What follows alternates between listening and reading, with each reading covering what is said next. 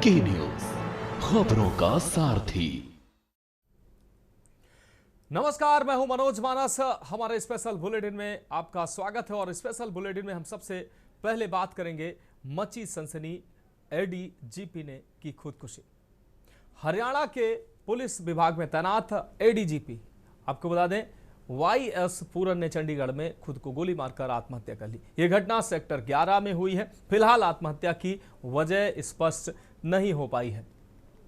घटना की सूचना मिलते ही पुलिस मौके पर पहुंची और शव को कब्जे में लेकर पोस्टमार्टम के लिए भेजा है और मामले की जांच शुरू की है। जानकारी के अनुसार उनकी पत्नी आईएएस अधिकारी हैं, जो इस समय मुख्यमंत्री नायब सिंह सैनी के साथ गए अधिकारियों के प्रतिनिधि मंडल में जापान दौरे पर हैं। प्रशासन ने तुरंत घटनास्थल पर पहुंचकर आवश्यक कार्रवाई शुरू की है। पुलिस ने क्षेत्र को घेरकर जांच शुरू कर दी है। मौके पर एडीजीपी पूरन के पास से कोई सुसाइड नोट नहीं मिला है। पुलिस अधिकारी घटनास्थल और आसपास के सीसीटीवी फुटेज की जांच कर रहे हैं।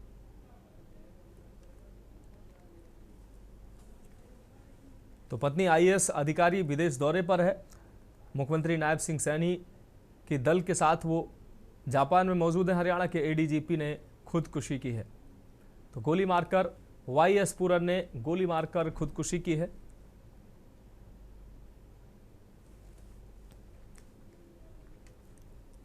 तो पुलिस हर एंगल से जांच पड़ताल कर रही है, सीसीटीवी फुटेज खंगाल रही है और कोई सुसाइड नोट भी हो सकता है, ऐसा इस एंगल से भी पुलिस छानबीन कर रही है।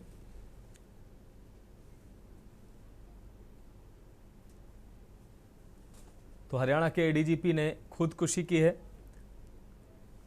एडीजीपी की पत्नी, जो वाईएस पूरन की पत्नी जो है, वो आईएएस अधिकारी है। वो मुख्यमंत्री नायब सिंह सैनी के दल के साथ, प्रतिनिधि दल के साथ वो जापान में मौजूद है। तो एडीजीपी ने गोली मारकर खुदकुशी की है। पुलिस सभी एंगलों से अब जांच पड़ताल कर रही है। वाईएस पूरन ने गोली मारकर खुदकुशी की है। हरियाणा में एडीजीपी हैं वाईएस पूरन, उनकी पत्नी आईएएस अधिकारी हैं जो विदेश दौरे पर हैं।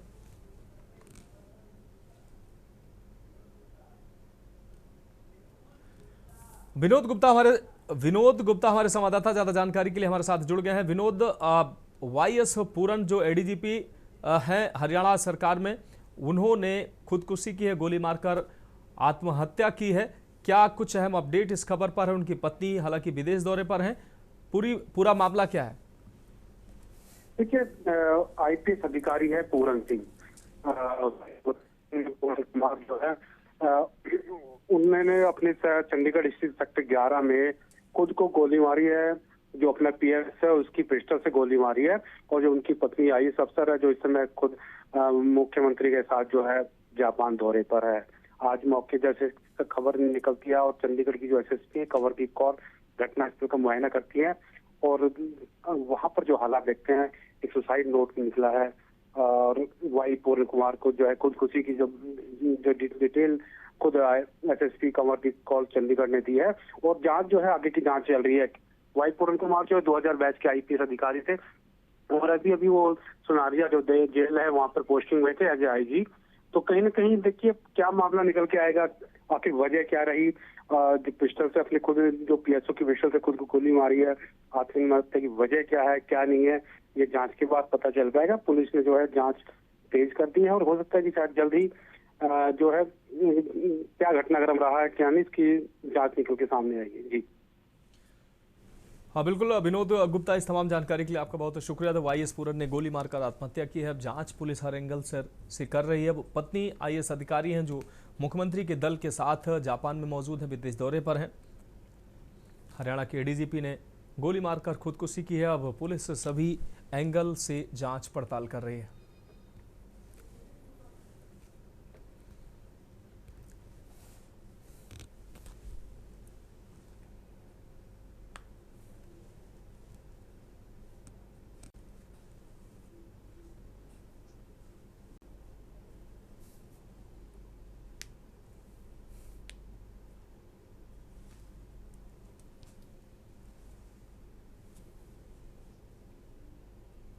तो हरियाणा के एडीजीपी ने खुदकुशी की है। ये अहम खबर आपको दिखा रहे हैं। वाईएस पूरन ने गोली मारकर खुदकुशी की है। अब पुलिस जो है, एजेंसियां हर एंगल से जांच कर रही हैं कि आखिर वजह क्या रही एडीजीपी जैसे सीनियर अधिकारी के द्वारा इस तरीके का कदम उठाने का।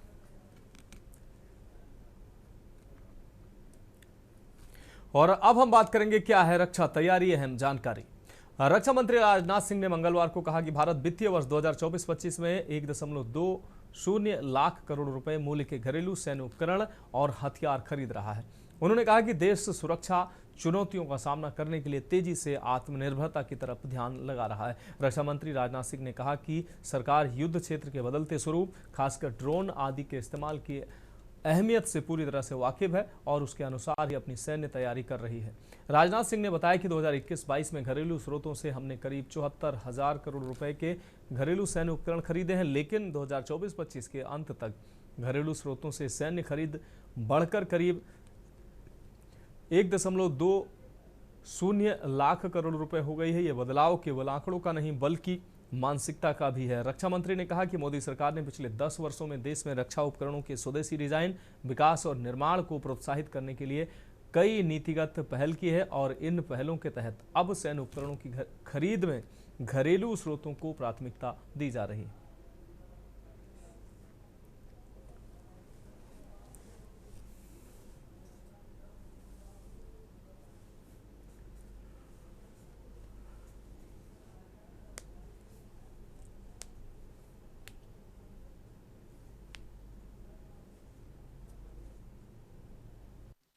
रक्षा मंत्री के रूप में तथा भारत के एक नागरिक के रूप में यह मेरे लिए एक प्रसन्नता का विषय है और साथ ही हमारे लिए संतोष का विषय है कि आप लोग कर रहे हैं, अच्छा कर रहे हैं। और प्रसन्नता इस मामले में भी है कि हमने 60 टर्म में एक टारगेट तय किया और आप लोगों ने उसके लिए जी तोड़ मेहनत की और फाइनली हमने उस टारगेट को अचीव किया। अगर हम मोर देन 1.5 लाख करोड़ का डिफेंस प्रोडक्शन और 24,000 करोड़ का अप्रॉक्सिमेटली डिफेंस एक्सपोर्ट कर पाए हैं, तो इसमें आप लोगों का बहुत ही इंपॉर्टेंट रोल रहा है। और इसके लिए भी मैं आप लोगों के जो इफर्ट्स रहे हैं उसकी मैं सराहना करता हूं।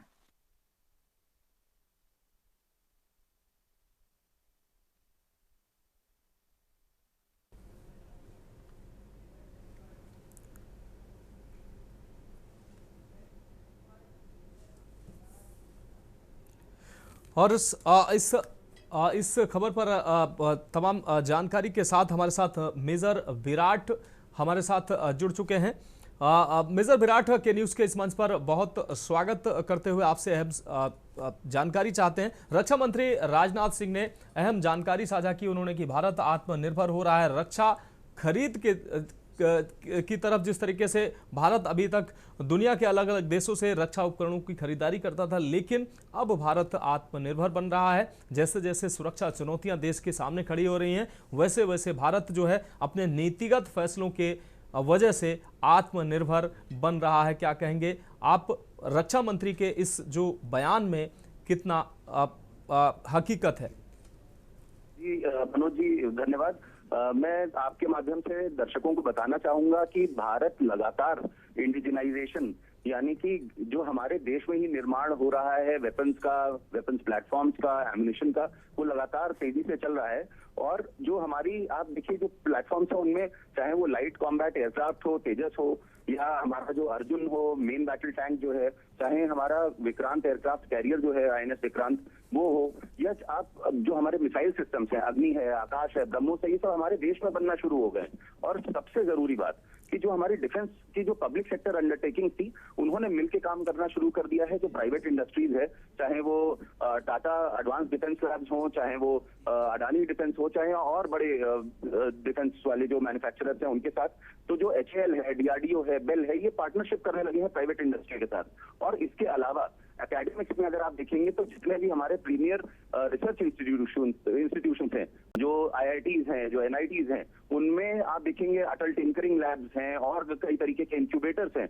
वहां पे इंडस्ट्री के साथ एकेडमिया की पार्टनरशिप चल रही है। इन लोग ने हाथ मिलाया है और लगातार हम नई टेक्नोलॉजी को हम एक साथ अपने साथ लेते जा रहे हैं। उसके अलावा जो मिनिस्ट्री ऑफ डिफेंस है उसने, आपको पता होगा कि एक पॉजिटिव इंडिजिनाइजेशन लिस्ट को पब्लिश किया है, जिसमें 500 से ज्यादा आइटम है जिनको हम अब बाहर से इंपोर्ट करना मना हो गया। हम यही उनको इंपोर्ट नहीं करेंगे और उनको इंडियन कंपनी से सोर्स करेंगे। तो देखिए, एक तरफ हम इंडिजिनाइज कर रहे हैं, साथ में हम जो रक्षा उत्पाद बन रहे हैं वो भारत में बनने से क्या है, लोगों को बहुत सारा प्रोत्साहन मिल रहा है, रोजगार मिल रहा है और देश का पैसा देश में है। और कल को एक चीज और भी है कि ऐसा नहीं होगा कि जैसे जीपीएस अमेरिका ने बनाया तो वो उस सिस्टम को कल को अचानक से बंद कर दे तो भारतीय जो सेनाएं हैं वो रुक जाए, ऐसा नहीं होगा। तो ये इंडिजिनाइजेशन के बहुत सारे फायदे हैं और राजनाथ जी ने कहा है, वो बिल्कुल ठीक कहा है, भारत लगातार अपनी आत्मनिर्भरता की ओर बढ़ रहा है डिफेंस सेक्टर में और ये बहुत जरूरी है देश को सशक्त बनाने में। हाँ मेजर विराट, एक और अहम सवाल, जिस तरीके से राजनाथ सिंह ने कहा कि ये सिर्फ भरोसे की बात है कि हम कर सकते हैं। पहले जो हम शायद अपनी क्षमता को हम नहीं भांप पा रहे थे, जान पा रहे थे, अब हमने चूंकि प्रधानमंत्री के नेतृत्व में देश ने अपनी क्षमता को जाना है और ये भरोसा जताया है, अपने इंडस्ट्री पे भरोसा जताया, इसलिए ये हम कर पा रहे हैं। दूसरी बड़ी बात, जो हम अपने हथियारों के लिए तो आत्मनिर्भर हो ही रहे हैं, दुनिया में भी हम अब हथियार सप्लाई करने में लगातार प्रगति कर रहे हैं। जो अभी तक अमेरिका, रसिया और चाइना कर रहा था, उस श्रेणी में भी हम धीरे धीरे दबे पांव ही सही, लेकिन हम वहां उस श्रेणी में पहुंच रहे हैं। जी मनोज जी, बिल्कुल ठीक बात कही है आपने। देखिए, हम इन सारी चीजों का निर्माण लगातार कर रहे हैं और ऐसे हमने जो वेपन सिस्टम जिनका मैंने अभी नाम लिया, चाहे वो ब्रह्मोस हो या और मिसाइल सिस्टम्स हो, उनको हमने 100 से ज्यादा दुनिया में उनका निर्यात करना शुरू कर दिया है अभी। हाँ, ये मैं मानता हूँ कि निर्यात बहुत बड़े लेवल पे नहीं हो रहा है पर छोटा भी नहीं है और हम कई सारे देशों के साथ मिलकर भी उसको अपग्रेड कर रहे हैं, बना रहे हैं। रेट्रोफिटिंग चल रही है जिसमें जैसे हमारा ये ब्रह्मोस मिसाइल है, इसको हमने रूस के साथ बनाया है और कई सारे सिस्टम्स हैं जो हम यूएस के साथ बना रहे हैं, साथ में निर्माण कर रहे हैं। तो ये सारी चीजें चल रही हैं। उसके अलावा आप आर्टिलरी में अगर देखें तो उसमें एक बहुत इंपॉर्टेंट सिस्टम है एटैग्स वाला, जिसमें एडवांस टोर्ड आर्टिलरी गन सिस्टम है, वो हम अपने यहाँ पे बना रहे हैं और उनको हम एक्सपोर्ट करने के का प्रयास कर रहे हैं। पिनाका जो हमारा MBRL है, मल्टी बैरल रॉकेट लॉन्चर्स हैं, उसको हम आर्मेनिया को एक्सपोर्ट कर रहे हैं। फिर उसके बाद आपने इसकी बात करी, जो हमारा एडवांस लाइट कॉम्बैट एयरक्राफ्ट है तेजस, उसको हमने कई देशों को निर्यात किया। फिर डॉर्नियर जो है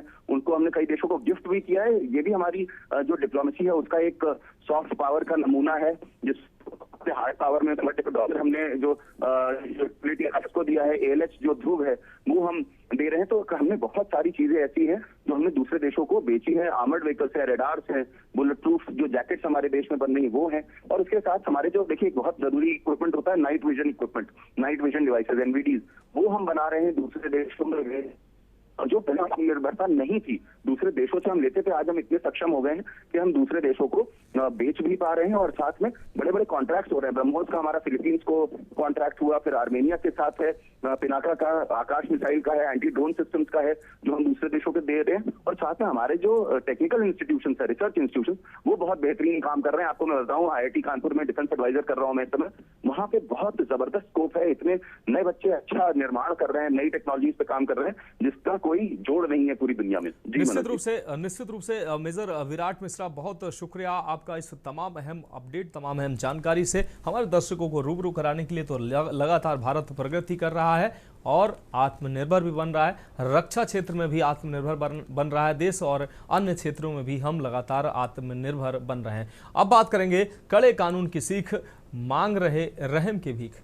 खबर बुलंदशहर से, जहां मुख्यमंत्री योगी आदित्यनाथ के निर्देश पुलिस द्वारा अपराधियों के खिलाफ चलाए जा रहे अभियान के खौफ का असर दिखाई देने लगा है, जिसके तहत अपराधी थाने पहुंचकर आगे अपराध न करने की कस्में खा रहे हैं। इसकी शुरुआत अहमदगढ़ थाना क्षेत्र के महिला अपराध को अंजाम देने वाले अपराधियों ने की है। पुलिस कार्रवाई खासकर मुठभेड़ के भय महिला अपराध की वारदातों को अंजाम देने वाले थाना पहुंचकर थाना प्रभारी सहित अन्य पुलिसकर्मियों से रहम की भीख मांग रहे हैं। अब तक महिलाओं को परेशान करते हुए मनमानी करते रहे ये अपराधी स्वयं थाने में जाकर भविष्य में कभी कोई वारदात न करने की कसम खाते नजर आ रहे हैं। ये तस्वीरें आप देख सकते हैं, इनके द्वारा ये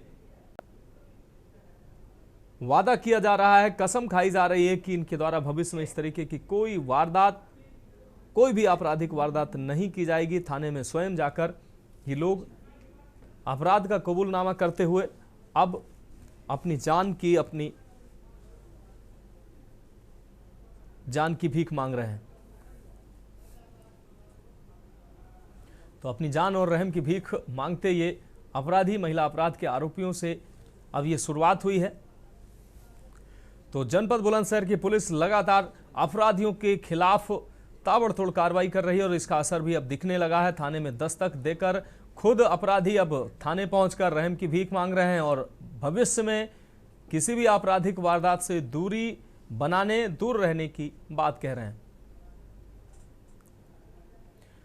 तो अपराधियों में अब कानून का भय साफ तौर पर बुलंदशहर में देखने को मिल रहा है और मुख्यमंत्री योगी आदित्यनाथ के निर्देशन में जिस तरीके से बुलंदशहर पुलिस लगातार एक्टिव मोड में नजर आ रही है और इसकी बानगी जो है थाना अहमदगढ़ में साफ तौर पर देखने को मिला है, जहां आधा दर्जन जो आपराधिक प्रवृत्तियों में शामिल लोग जो है वो थाने पहुंचकर अब रहम की भीख मांग रहे हैं और भविष्य में किसी भी आपराधिक वारदात से दूर रहने की बात कह रहे हैं।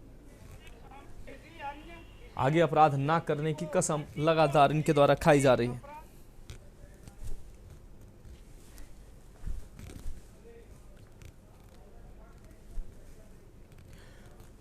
और अपने स्पेशल बुलेटिन में अब हम बात करेंगे साइबर फ्रॉड गैंग पर शिकंजा, लेकिन एक ब्रेक के बाद।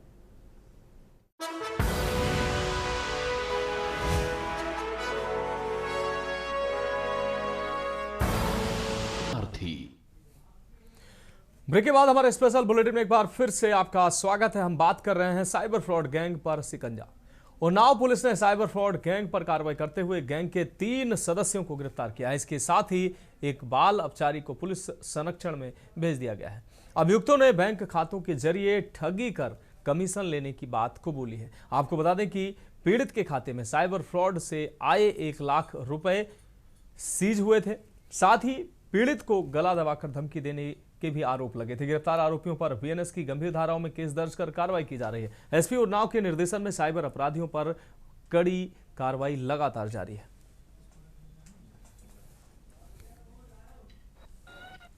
तो साइबर फ्रॉड गैंग पर कार्रवाई हुई है। गैंग के 3 सदस्यों को गिरफ्तार किया गया। आरोपियों ने अपना जुर्म कबूला है। साइबर फ्रॉड गैंग पर उन्नाव में बड़ी कार्रवाई हुई है। गैंग के 3 सदस्यों को गिरफ्तार किया गया है। गिरफ्तार करने में पुलिस को सफलता हासिल हुई है। आरोपियों ने अपना जुर्म कबूला है।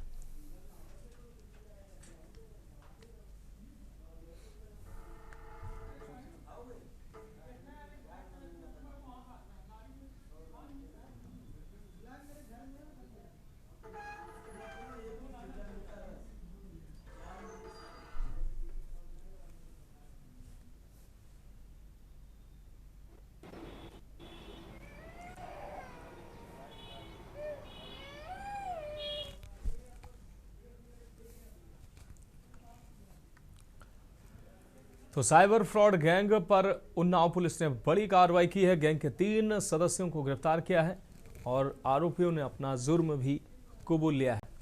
तो उन्नाव से खबर आपको दिखा रहे हैं। साइबर फ्रॉड गैंग पर कार्रवाई हुई। और अब हम बात करेंगे छापेमारी जारी, गड़बड़ी रोकने की तैयारी। खबर देहरादून से है, जहां बच्चों की सुरक्षा और जन स्वास्थ्य को सर्वोच्च प्राथमिकता देते हुए उत्तराखंड सरकार ने प्रतिबंधित कफ सिरप और संदिग्ध औषधियों के खिलाफ सघन अभियान छेड़ा है। मुख्यमंत्री पुष्कर सिंह धामी के निर्देश पर स्वास्थ्य विभाग, खाद्य सुरक्षा व औषधि प्रशासन की संयुक्त टीमें राज्य के सभी जिलों में छापेमारी कर रही हैं। सभी जगह थोक व फुटकर दवा विक्रेताओं के यहां लगातार छापेमारी की जा रही है। आपको बता दें कि राजस्थान और मध्य प्रदेश में कफ सिरप के इस्तेमाल से बच्चों की मौतें हुई हैं। इसी के मद्देनजर प्रदेश सरकार ने यहां संवेदनशीलता से अभियान की शुरुआत कराई है। ड्रग्स कंट्रोलर व अपर आयुक्त ताजवर सिंह जग्गी ने बताया कि स्वास्थ्य सचिव एवं आयुक्त खाद्य सुरक्षा एवं औषधि प्रशासन डॉक्टर आर राजेश कुमार ने सभी सीएमओ को निर्देश जारी किए हैं।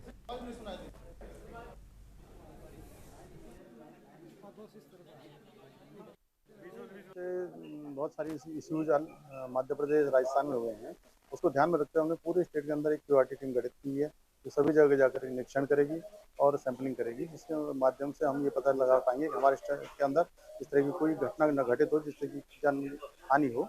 इसके लिए हमने अपनी टीम भेजी हुई है और सभी जगह रेगुलर इंस्पेक्शन चल रहा है। और अब हम बात करेंगे सीजन की पहली बर्फबारी की। उत्तराखंड में मौसम ने फिर करवट बदल ली है। मौसम विभाग के अलर्ट के बाद पहाड़ से मैदान तक मौसम बदला हुआ है। राजधानी देहरादून समेत कई इलाकों में बारिश ने जहां ठंडक बढ़ा दी है, वहीं केदारनाथ धाम और हेमकुंड साहिब में सीजन की पहली बर्फबारी हुई है। इस खास रिपोर्ट में देखिए। मौसम के तुनक मिजाज तेवरों के बीच उत्तराखंड, हिमाचल प्रदेश और कश्मीर के पहाड़ी इलाकों में सीजन की पहली बर्फबारी से ठंड का प्रकोप बढ़ गया है। बद्रीनाथ, केदारनाथ, हेमकुंड साहिब और पांगी घाटी जैसे क्षेत्रों में बर्फ की सफेद चादर बिछ गई है। पांगी घाटी में बर्फबारी के कारण सड़क मार्ग बाधित हो गया। आपको बता दें कि पहाड़ों पर अक्टूबर की शुरुआत में ही बर्फबारी और बारिश से ठंड ने दस्तक दे दी है। कश्मीर घाटी, लाहौल स्पीति, केदार घाटी और हेमकुंड साहिब जैसे क्षेत्रों में बर्फ की सफेद चादर बिछ गई है। इस बर्फबारी से पर्यटकों के चेहरों पर खुशी है। आपको बता दें कि आमतौर पर दिसंबर के अंत से फरवरी के बीच बर्फबारी देखने वाले सिक्किम में भी इस साल समय से पहले बर्फबारी हुई है। मौसम के करवट लेने के साथ ही बद्रीनाथ और केदारनाथ धाम समेत ऊंचाई वाले इलाकों में सीजन की पहली बर्फबारी हुई है, जिसके बाद हर तरफ बर्फ की सफेद चादर नजर आ रही है। पहाड़ बर्फ की सफेद चादर में ढक गए हैं। बता दें कि बर्फबारी के साथ ही मैदानी इलाकों में बारिश का भी दौर जारी है। इसी बीच मौसम विभाग ने बर्फबारी के बाद उत्तरकाशी, रुद्रप्रयाग, चमोली, बागेश्वर और पिथौरागढ़ में भी कहीं कहीं भारी से भारी बारिश का येलो अलर्ट जारी किया है। वहीं सिखों के पवित्र तीर्थ स्थल हेमकुंड में स्थित लोकपाल लक्ष्मण मंदिर का कुदरत ने अद्भुत श्रृंगार कर दिया। लक्ष्मण मंदिर के कपाट 10 अक्टूबर को हेमकुंड साहिब के कपाट के साथ ही बंद होने वाले हैं। ऐसे में कपाट बंद होने से पहले हेमकुंड साहिब में जबरदस्त बर्फबारी हुई है। पवित्र सरोवर सहित लक्ष्मण मंदिर और गुरुद्वारा जबरदस्त बर्फ की आगोश में आ गया है। बर्फबारी की खूबसूरती मनमोहक है। फिलहाल कपाट बंदी की तैयारियां जोरों पर चल रही हैं। बता दें कि हेमकुंड साहिब गुरुद्वारा और लोकपाल लक्ष्मण मंदिर 1 फीट बर्फ की आगोश में हैं। उधर चंबा के जनजातीय क्षेत्र पांगी में अक्टूबर महीने की शुरुआत में ही सीजन की पहली बर्फबारी हुई है। पांगी में चारों ओर बर्फ की सफेद चादर बिछ गई है। बता दें कि बीते दिन यानी सोमवार से ही बर्फबारी हो रही है। पांगी घाटी के अन्य ऊंचाई वाले इलाकों जैसे कुमार भटौरी, सुराल, शुण, बुडाल और सुराल भटौरी समेत 19 पंचायतों में 1 से 1.5 फीट तक बर्फबारी दर्ज की गई है। बर्फबारी के बाद समूची घाटी शीतलहर की चपेट में है। तापमान में भी भारी गिरावट आई है। कई जगहों पर अक्टूबर महीने की शुरुआत दिनों में ही दिसंबर जैसी सर्दी महसूस हो रही है।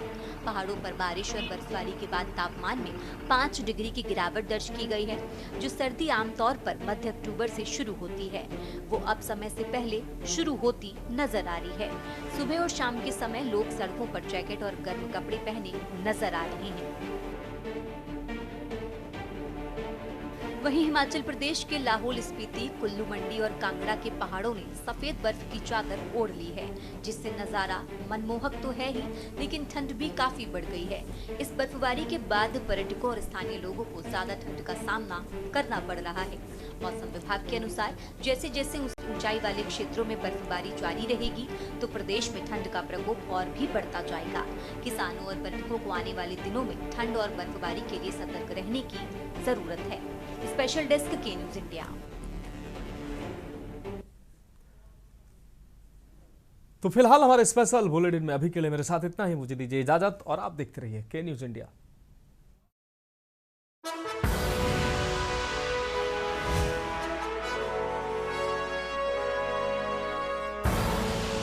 आप देख रहे हैं के न्यूज।